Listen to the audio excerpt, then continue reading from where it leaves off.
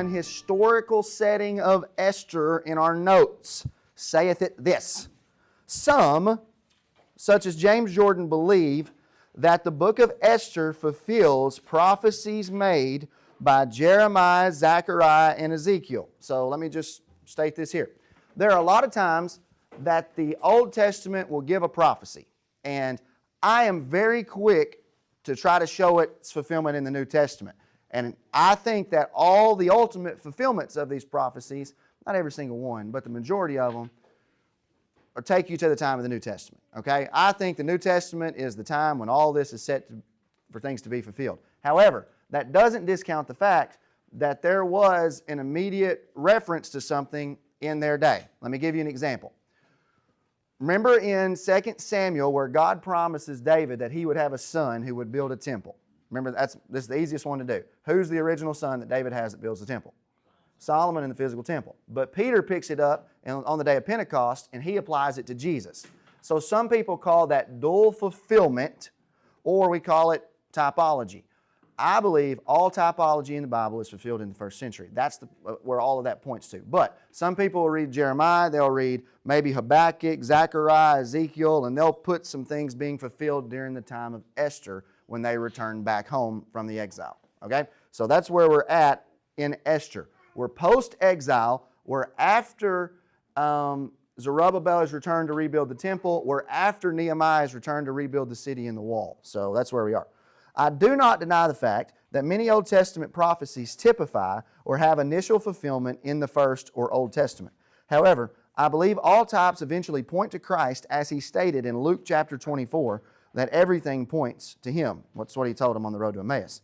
That being said, my focus will mainly be to take us to the New Testament throughout the book of Esther and not the previously mentioned books for the most part. I'm not saying at times that I won't, but like today, I'm going to spend my time going to the New Testament, okay? Today's not really even prophecy, it's just typology for what I think the story's telling. The king, Ahasuerus, and I really don't know how to say that name, and by the way, a lot of times when you see kings or prominent people in the Bible, like, you know how like 4 or 5 people are called Herod in the New Testament? Like Herod's a title, okay? So maybe like a last name, it's not a surname. So Ahasuerus is possibly a title, not necessarily his name. A lot of historians identify Ahasuerus with Xerxes I, who reigned from 485 to 464 BC. Let me say that again. He reigned from 485 to 464 BC. Now, you got to remember that we're in the middle of Daniel's prediction about those empires. Babylon,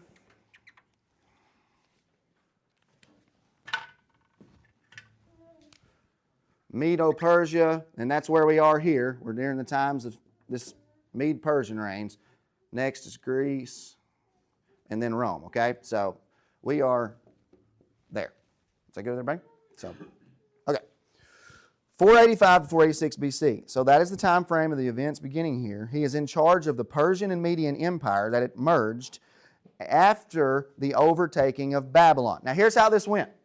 God raised up these Gentile nations to be the protectors of the people. Whenever they go bad and fail at their mission, guess what He does? Go to the next one. Go to the next one. Go to the next one. In Daniel chapter 5, there was a king who essentially did wicked, and it's there in that time that the Medes come in, the Euphrates dries up, and the Medes come in, and they overtake Babylon in Daniel chapter 5. So you see the same thing. Eventually, this empire goes bad. He raises up the Greeks. Eventually, you get Antiochus Epiphanes and the wickedness of the Greeks. He raises up Rome. And that's how that whole deal works. Does that make sense, everybody? We go to that? So when they fail to protect the people so the Messiah can be born, he goes to the next one. That's the way that I understand that. You could do the same thing with Egypt. Remember in the Exodus, they go to Egypt, Pharaoh loves Joseph, they protect him, then Exodus 1 starts, there arose a Pharaoh who did not remember Joseph, meaning he didn't remember the God of Joseph. So then come the plagues, and he moves on to the next one. Same thing, over and over and over. Okay. The exiles have already returned and rebuilt Jerusalem at this point, and many people attribute the writing of Esther to Ezra or Nehemiah. The name Ahasuerus is possibly a title. Later you're going to see the name Vashti, and her name's going to mean beautiful one. So you're going to have 2 major players on the scene here. You're going to have Ahasuerus, who's the king, and Vashti, who is his wife, here in Esther chapter 1. All right, let's look at verses 1 to 4. Now it came to pass in the days of Ahasuerus, and this was Ahasuerus who reigned over 127 provinces from India to Ethiopia. Now, he lays that out. Is the number 127 relevant? Yeah, probably. It's got some kind of meaning somewhere. It's telling us something. I don't know if it's taking us back to the Table of Nations in Genesis 10, and those are the empires that are broken down from that at this point. I don't know. I didn't really see anything that was significant on that was convincing to me. It means something. It's not... I've been reading the Bible long enough to know, like, the Holy Spirit ain't wasting His breath. Every detail that's in this thing it's got to do with something. Like, He's just not throwing 127 in there for no reason. Your boy here is just not smart enough to figure it out. So...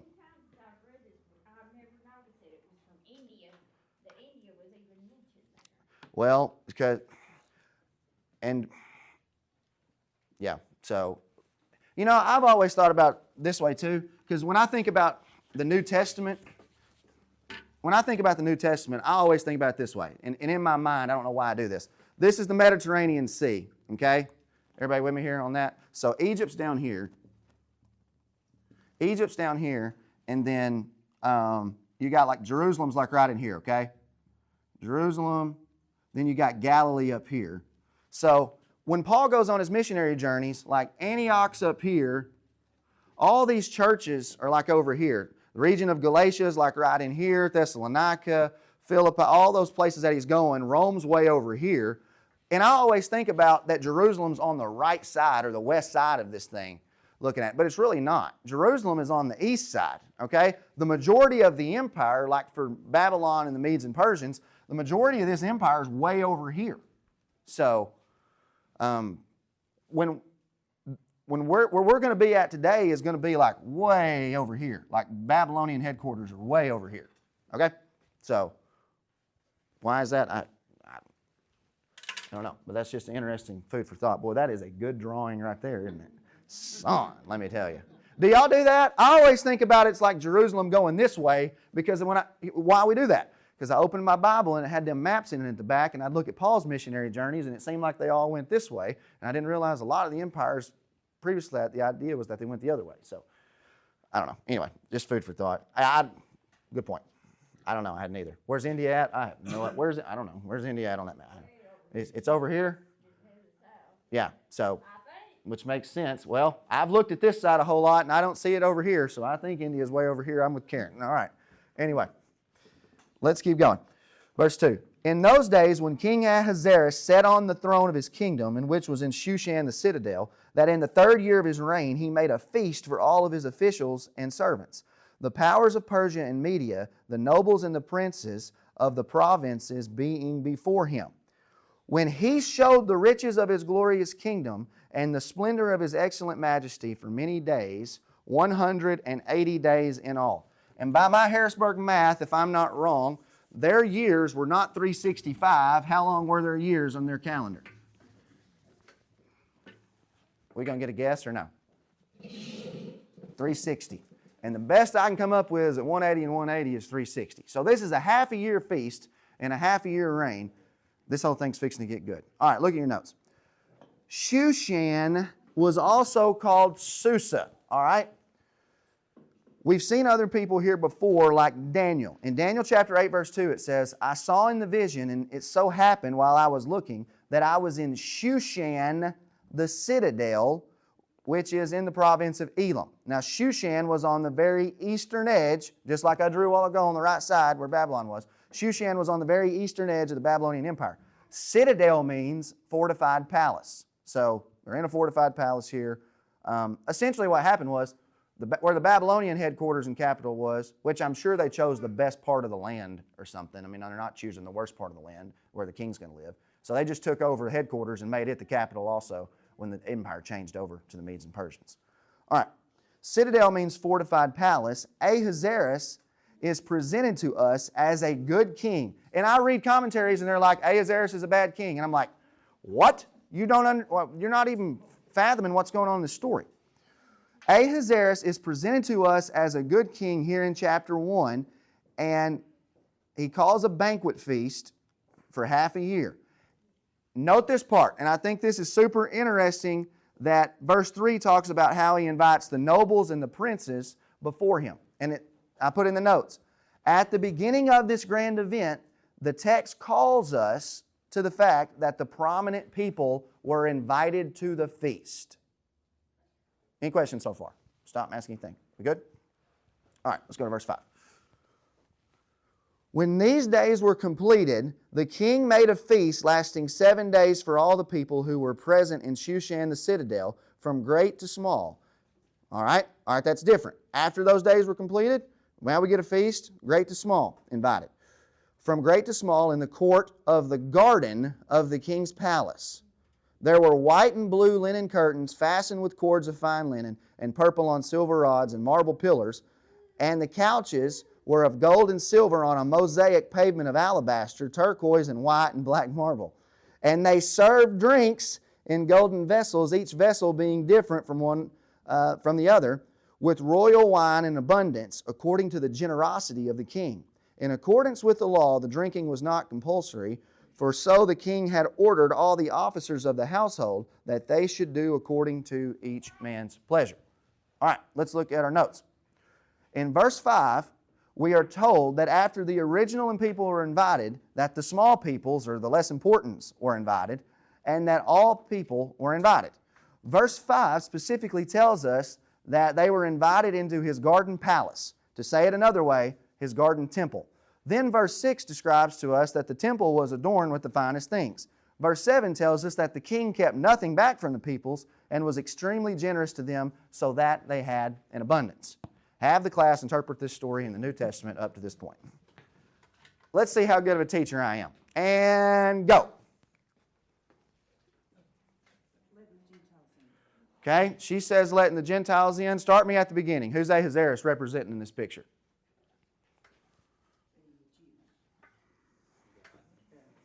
Travis says God. I'll go with that. All right. He's the king. All right. He invites the people to a what? Feast. Who does he invite first? The prominent people. Good. So then he invites the prominent people, and who that represents is the Jews, okay? All right. Then after that, who does he invite after that? Paul said it. He invites the others, the Gentiles. Now, notice at this feast, what kind of place does he invite them into? Garden palace. Temple. And that's the idea that Christ invites those into the garden temple, into the church. Okay? That's the same idea. Now, look back at it again. What else can we learn from this? Was he good to the people or was he bad to the people? It tells us that he kept nothing. All right, let's stop for a second. I skipped a part. Why does it give us all those descriptions?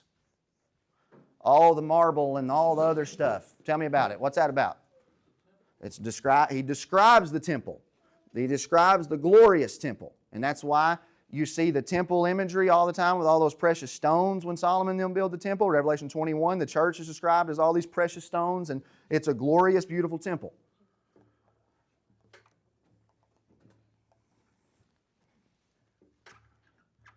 Then it says, look down at verse 7. They served drinks in golden vessels, each being different from the other, with royal wine in abundance, according to the generosity of the king. To say it another way, he held nothing back from them. Okay? Remember what Paul said, that he has blessed you with blank spiritual blessings.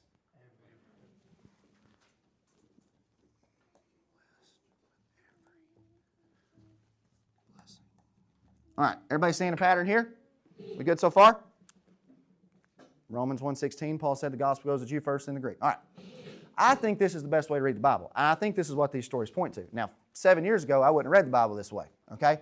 But this is clear. We can read this story and give you facts all day long, but if I don't ever get this thing to Christ, then I think I whiffed the whole point of the entire book. I mean, this whole thing, it's fixing to get way better, too. I mean, this is really good. Like, this whole book is unbelievably good, and it's the whole New Testament. So, anyway, let's keep, any other questions on that? Any ideas, thoughts? It'll become more clear here in just a second. Let's go to verse 9. Queen Vashti, who is his wife, if she's the queen, she's married to the king. Vashti made a feast. Okay, she's got, note this, Vashti makes a feast for the women in the royal palace which belong to Ahasuerus.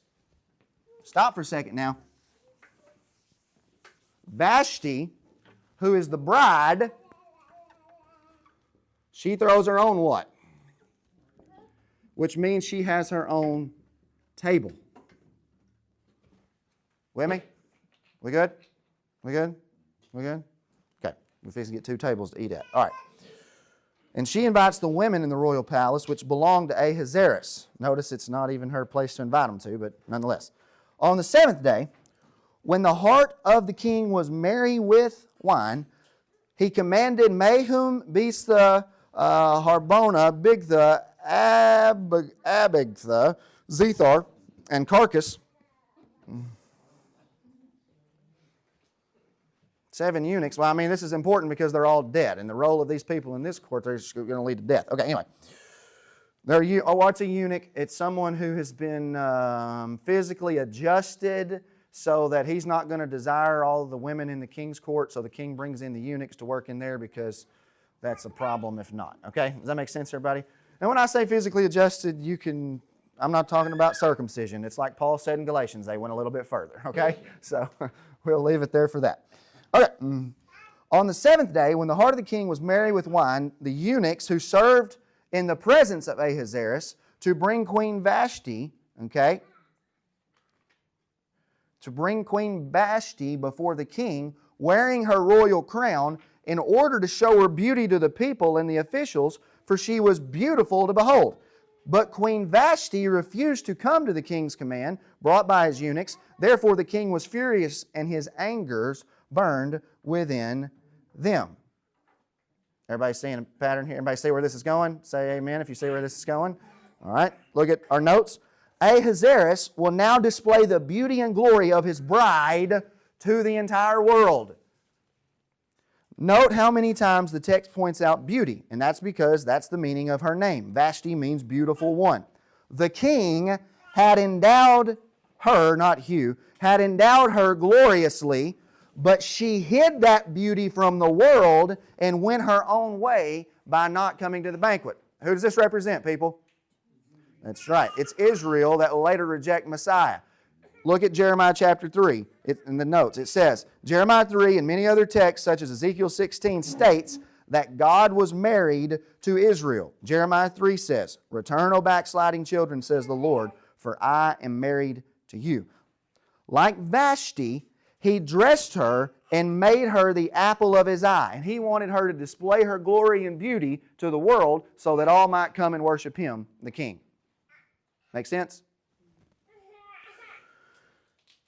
Vashti's refusal to come before the king at the banquet will bring about the king's wrath. Turn with me to Matthew chapter 22. Let's see what Jesus says about this idea in the New Testament. Matthew chapter 22.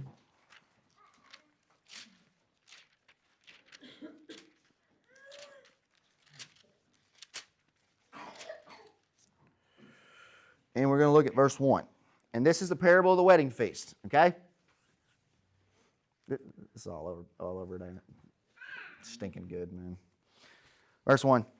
Jesus answered and spoke to them again by parables and said, The kingdom of heaven is like a certain king who arranged his marriage for his son. And he sent out his servants to call those who were invited to the wedding. Okay? There's the prominence. There's the original ones. When they're invited to the wedding, who originally should know the things of God, who has the oracles of God, who have the prophets of God, who have the law of God, who originally was invited to it? The Jews. What's the next part say? And they were what? But you were not willing to come.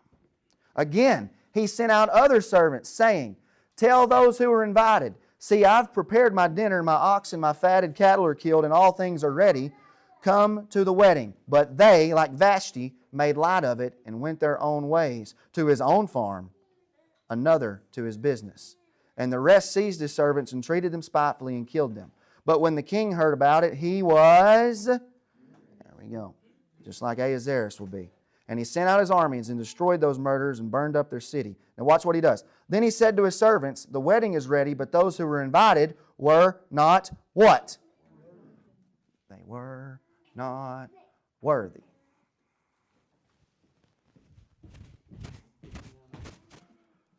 There's a guy later in the story who's going to have a really weird name that starts with an M. I want you to remember this word for later. The ones who were invited were not worthy.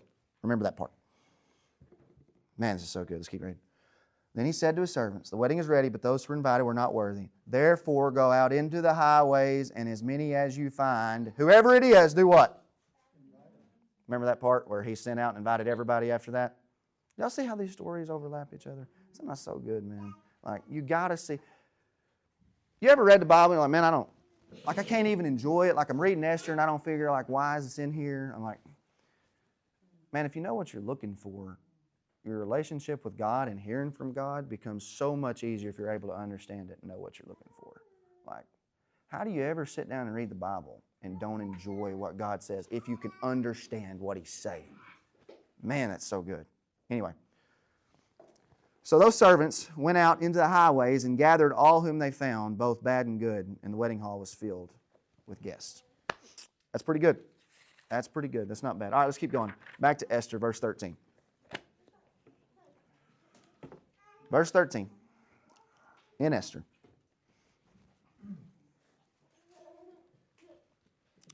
Then the king said to the wise men who understood the times, for this was the king's manner toward all who knew justice, those closest to him being Karshena, Shethar, Admatha, Tarshish, Maris, Marsena, Memucan, 7 princes of Persia of Media, who had access to the king's presence and who ranked the highest in the king's kingdom. What shall we do to Queen Vashti according to the law? Because she did not obey the command of King Ahasuerus brought to her by the eunuchs. Who are these guys?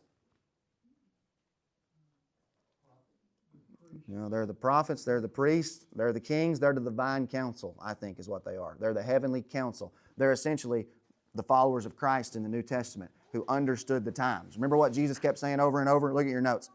Over and over Jesus says, him who has ears to hear, let him do what? Those who understand, those who realize who God is, those who have the message, those who get it. Essentially, those that believe Messiah in the understanding.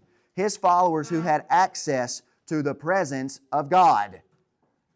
Note that they ranked the highest. They were raised up to rule and seated in heavenly places. These are the men that knew the law and they knew justice and they understood it. These are the ones, just like Ahasuerus, picture of God. He's got his followers that are going to do His will, just like Christ had His picture of us as well. And they're the king's heavenly council. They're helping him to accomplish his work. And I want to say this, and this sounds crazy, like when you say this, I'm going to get into this some in the sermon today. I firmly believe that the believers in God today are His counsel. Not that God needs your input, but I think this is something that's true all the way from the beginning of the Bible to the end of it. That God invites people who know Him, who are in covenant relationship with Him, that love Him, to help Him establish rule on the earth. Where did that whisper come from? Anyway, well, I can see him now. I don't know where he came from. Okay, boys, this is like Jesus told Nicodemus. I can see the wind, or you can't see the wind, but you see the effects of the wind. Anyway, all right. This is that's a principle I think we got to get into, and I'm going to get into it a little more in the sermon, but I really think that you and I are called to work alongside God to accomplish what He's doing on the earth. I mean, I think that's why He saved us. I really do. To bring about justice, to bring about His Word, and I'll talk about us being prophet, priest, and king in the next lesson out there. Okay, so let's look at verse 16. And Memucan answered before the king and the princes, Queen Vashti has not only wronged the king, but also the princes, and all the people who are in the provinces of the king Ahasuerus. For the queen's behavior will become known to all women, so they will despise their husbands in their eyes when they report. King Ahasuerus commanded Queen Vashti to be brought in before him, but she did not do what? This very day, the noble ladies of Persia and Media will say to all the king's officials that they have heard the behavior of the queen. Thus there will be excessive contempt and wrath. If it pleases the king, let a royal decree go out from him, and let it be recorded in the laws of the Persians and the Medes, so that it will not be altered. That Vashti shall come, how long? How long? When will she come before the king? No more. He doesn't kill her right away. Note this. He doesn't kill her, but she's banished from his presence. She comes before him no more. And let the king give her royal position to who? Another. A new bride who is better than she. Who is worthy. Yeah, who said worthy? Worthy. Remember a while ago when it says that they went out in the highways and byways and found those who were worthy? Anybody want to guess what the name Memucan means? Why is Memucan the one who speaks out of the 7 head leaders there in his court? Because his name means worthy. How about that? Pretty good, huh? In the middle of verse 19. That Vashti shall come before me no more, and let the king give her royal position to another who is better than she. When the king's decree which he will make is proclaimed throughout all his empire, for it's great. Notice that it's great. What do we call Jesus' decree when he sends it out to the whole known world in the first century? What do we call that commission? That's what they call it, the Great Commission. All wives will honor their husbands, both small and great, the prominence and the improminence. Look at your notes. Just like Israel, Vashti's actions not only wronged God, but they also wronged all the people. She had taught them how to disobey. And friends, that's exactly what Israel does all throughout the story. They're supposed to be a light to the nations, but they don't show light to the nations. They lead them into darkness. And that's why Babylon the harlot in Revelation chapter 18, who is Israel, is said that they led all the nations astray. That's why it's there. That's what she did. She did that. God's people are to lead them to the king, not away from the king. They're to show him the beauty, to show the world the beauty and the glory of God, not hide it and conceal it so that people live in darkness. She kept the light and glory that God had bestowed on her from the people. She failed her mission. What the people needed was a pure bride, a pure leader, just like Paul described in Ephesians chapter 5 when he described the church. He said, I desire to present you to Christ as a pure and chaste virgin. So unlike Vashti, Paul leads the church to Christ as a pure, he's showing them how to live. That's this picture. And we're going to get a new bride here in the book of Esther, and that bride is going to be who? It's going to be Esther. Yeah, it wasn't a trick question. Sorry. If this was to be the case, they were going to need a new leader in order to be pleasing to the king. Vashti's actions would only lead the people of their world to wrath in verse 18. In verse 19, they advised the king to say to Vashti exactly what Jesus says in Matthew chapter 23 to Israel. How often I wanted to gather your children together to his feast in his court, in his garden palace, as a hen gathers her chicks under her wings, but you were not willing. See, your house is left to you desolate, for I say to you, you shall see me what? What did they tell him to tell Vashti? You come before the king. No, you do not serve me in this capacity. Everybody see those pictures? Y'all think that's crazy? I don't. I think that's exactly what it means, kids. You know why? Because that's exactly what it means, kids. That's what the whole story points to. Is that good? Are we good? Gets better. Let's keep reading. Note also that the court advises the council that according to the law, he should take a new bride, remove Vashti from her current position. He doesn't kill her right away. Remove Vashti from her current position, just as Jesus told the religious leaders in Matthew chapter 21. He gives the parable of the vine dressers, said they were supposed to take care of it, bring fruit, which was what Israel was to do. Was the fruit good or was the fruit bad? Bad. So he's going to remove them. And he says this in Matthew 21:43. I say to you, the kingdom of God will be taken from you and given to a nation bearing its fruits. It's going to be taken from Vashti and given to Esther. It's going to be taken from Old Covenant Israel that rejected Messiah and given to people bearing his fruits. Friends, you can put whatever characters you want to put in that, but I'm telling you this right now. The people of God who trust God, who believe in God, who walk with God, are the ones who inherit the things of God, who are raised up and are set to accomplish and rule and order God's rule here on the earth. Remember in the Lord's Prayer, he says, thy kingdom come, thy will be done on earth as it is in heaven. Unless there are people who trust God and have faith in God and live according to the king's command and walk with him, then there's not rule in a land. Okay? You know what I'm going to say this. People don't like when I say stuff like this. I don't know. I don't want to get too technical on it. you look at America and you see God's blessing on America. I think that God has blessed America because, at least in the very beginning, America established some things based on the principles of God. You say, well, our law is the one that says not to steal or not to do this or not to kill. I don't care if it says that. That's great. It should. You know why? Because we borrowed it from God.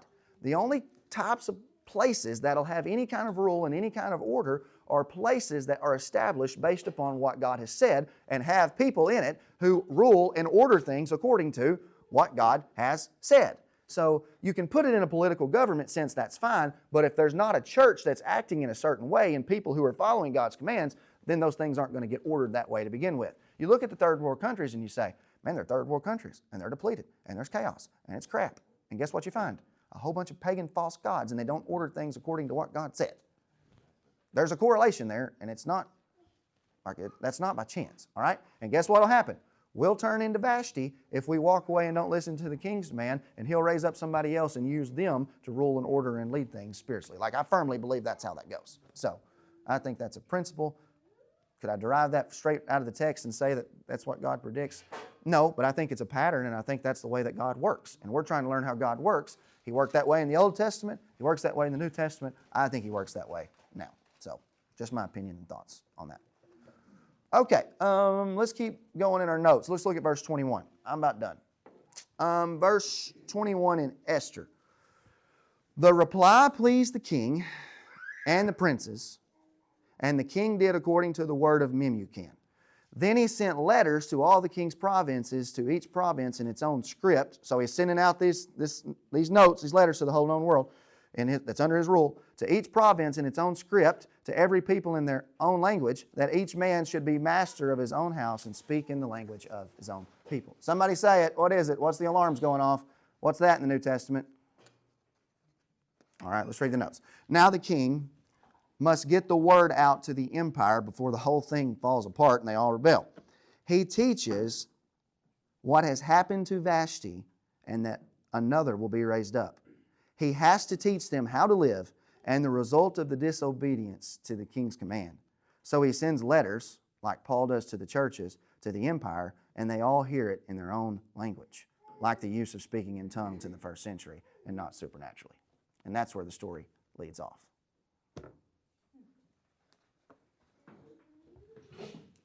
Make any Revelation connection studying this? No, I wouldn't. I really wasn't thinking that way. What do you got? Well, the 7 eunuchs, they're in the throne room, right, with the king. The 7 eunuchs are in the throne room with the king, yes. Revelation 1, you've got 7 spirits. Ooh, that's good. You got 7 spirits before the throne in Revelation chapter 1, and those 7 churches, and that's the idea that they're in that heavenly council. That's good. One of them's worthy. One of them's worthy. Revelation There was 5, Jesus has the 7 spirits. He's worthy. It's good. Same ideas. It's good. Buckets to Travis on that one. So, yeah, that's it. I'll look more into it this week. I wasn't even thinking that way. I didn't even go there. Any other thoughts? That was good. Y'all get that? Could y'all have done that without me? But here's the whole thing. I want you to be able to do that with that. Like, that's the goal here. Like, that's the goal. I want you to sit down with your coffee at 6:30 in the morning when you open Esther chapter 1 and your mind just start going, man, I know this story. I know this one. Because I'm going to tell you, and I don't mean this in any way, like I don't, whatever, at this point. You know how many commentaries I read this week? None. You know why? I don't have to. I don't have to. Now I Googled some historical facts on some things like Xerxes' reign and that type of stuff. When you know how to read this book, friends, it doesn't matter what book you're in. If you can figure out, and my number one principle, guys, and I'm telling you this, when I'm opening this stuff, I start out doing one singular thing every time. It don't matter where I'm at.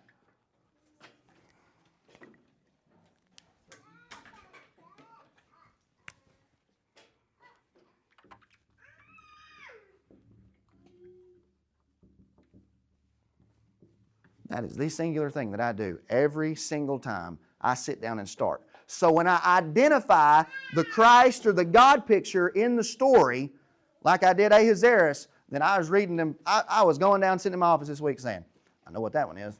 I know what that is. I know what that is. I know what that is. I know what that is. I know what that is. Why? Because we know what we're looking for. We're looking for Him. We're looking for that story. And those stories get replayed in the Bible over and over and over and over and over and over and over and over. Notice how we kept going back to Matthew and that and those parables and stuff.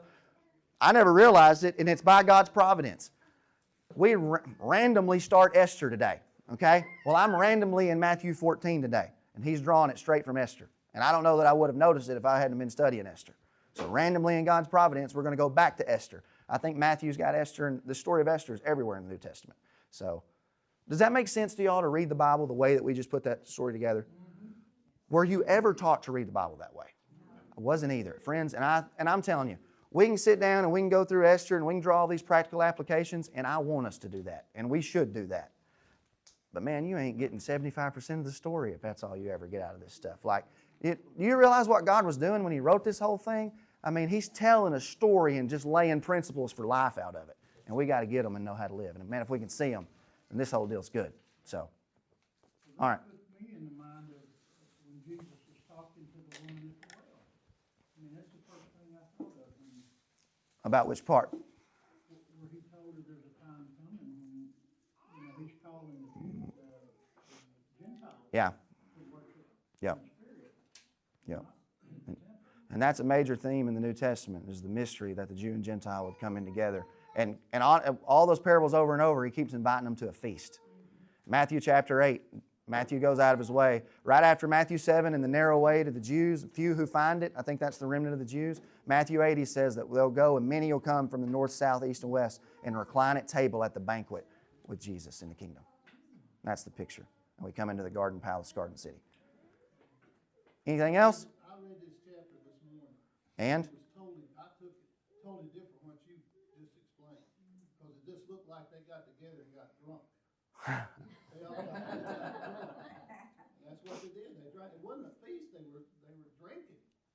I mean, they were just drinking. It's some kind of banquet. Yeah, but then he gets mad at his wife because she don't come before him, and then these other guys, they're worried about her influencing other women because she's not obeying the king. You're looking at Ahasuerus as the bad guy? Well, no, not really, but I mean, I think they were just worried about them losing control. Yeah. They were losing control. The women's going to take over here. Well, I don't. I think they were worried about establishing the law and establishing righteousness. I don't necessarily. The idea of the subordination of the wife, I think, probably gets misconstrued in our culture a lot of times. I think the man's the leader of the house. I think that's clear. But I think there's a call for the husband and wife. When Adam is told that Eve was a helper to him, and this is the picture, that the bride always helps.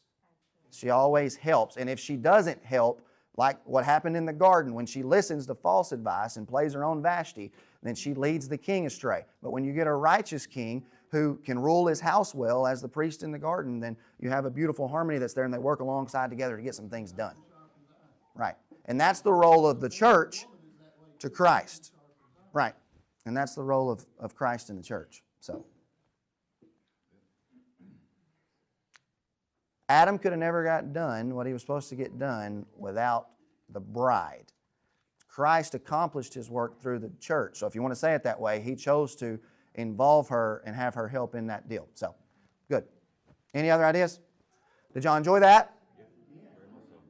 It's only going to get better from here, kids. So.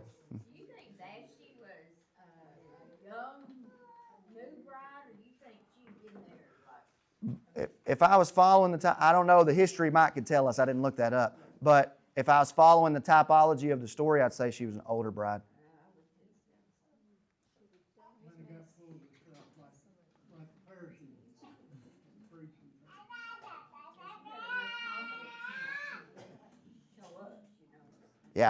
Yeah, she wasn't interested.